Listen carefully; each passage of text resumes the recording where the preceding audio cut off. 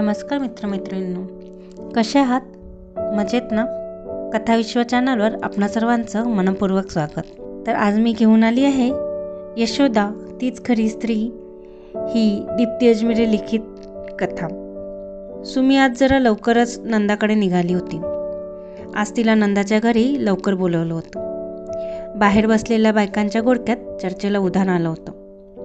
विषय होता नंदाच. नंदाचे दिवस भरत आले होते. आता केव्हाही बाळंत होऊ शकते. मोठं घर, सुखी कुटुंब आणि आता छोटा पाहुणा येणार म्हणून सगळेच खुश होते.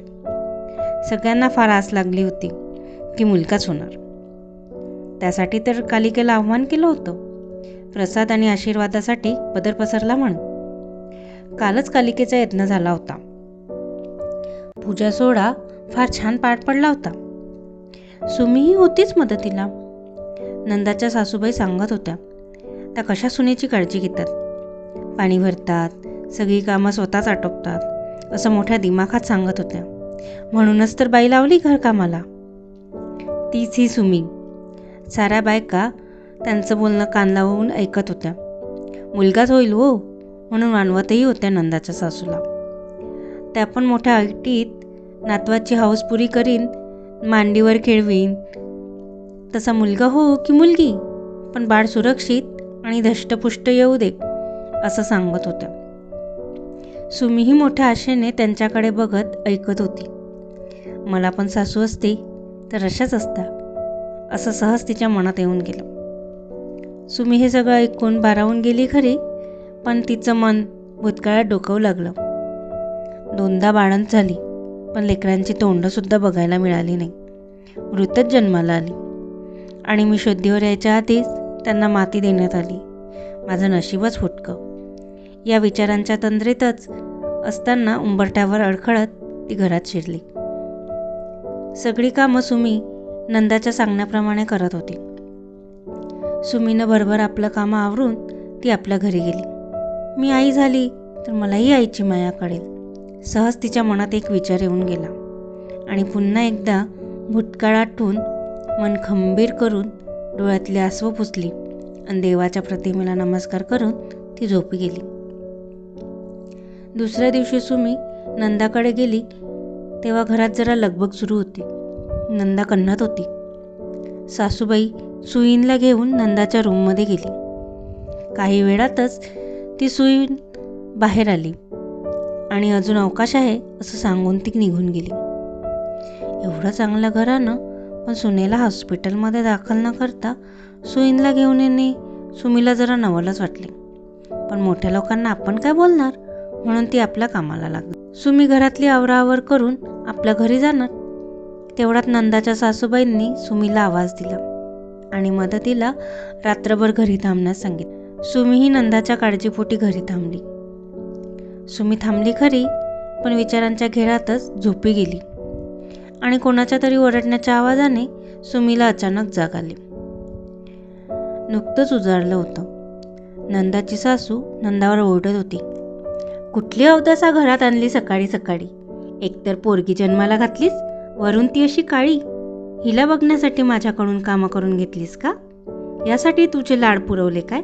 अवदसा मेली, कुठल्या मुहूर्तावर घरी आलीस? अवलक्षणी मेली. माझ्या घरात या अवदसेला जागा नाही. वंशाला दिवा लागतो, दिवा. ही काळी पोरगी जन्माला घातलीस, कुठे तोंड काळं केलं आणि आमच्या मस्तकावर मारलं. नातवाला मांडीवर खेळवायचं स्वप्न होतं, पण तेही तू पुरी करू शकली नाहीस. तेवढ्यात सुमी नंदाच्या रूममध्ये शिरली आणि नंदाच्या सासूला समजावलं की अहो काकू, ते आत्ताच बाळंतीण झालंय ना, त्यांना काय असं बोलताय? आणि मुलगा मुलगी होणे का आपल्या हातात असतं? तुमचीच नात आहे ना ती, तुमचंच रक्त आहे ना. खबरदार माझं रक्त बोललीस तर. माझ्या लेकाला बघितलं ना कसा गोराचित्त आहे. हीच मेली कुठेतरी काळं तोंड करून आली असणार. सासू तिच्यावर ओरडत होती. ऐ भवाने, ऐकलंस का? उठ तिथून आणि ह्या काळ्या लेकीला घेऊन तोंड काळं कर इथून. खायला खार अन भुईला भार, मेली, उठ. नंदा कशी तरी रडत पडत उठली आणि सासूची माफी मागू लागली. ती पण या मुलीचा स्वीकार करायला तयार नव्हती. मी तिची आई नाही. घेऊन जा माझ्यासमोरून तिला आणि वाहून द्या कालिकेला. हे ऐकून सुमीच्या डोक्यात एकच कळ गेली. अहो ताई, तुम्ही पण आई आहात ना तिची? पोटचा गोळा आहे तुमच्या, तुम्ही अशा कशा बोलू शकता? सुमी नंदाला म्हणाली. पण नंदाने तिचं न ऐकता छोट्या बाळाला घेऊन सासूकडे सोपवलं आणि म्हणाली, करा काय करायचं ते.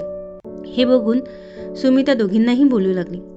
अहो, कालिकेचा यज्ञ केला, तिच्यासमोर पदर पसरला, आशीर्वाद मागितला आणि पदरात तिचंच रूप आलं तर स्वीकार करता येत नाही?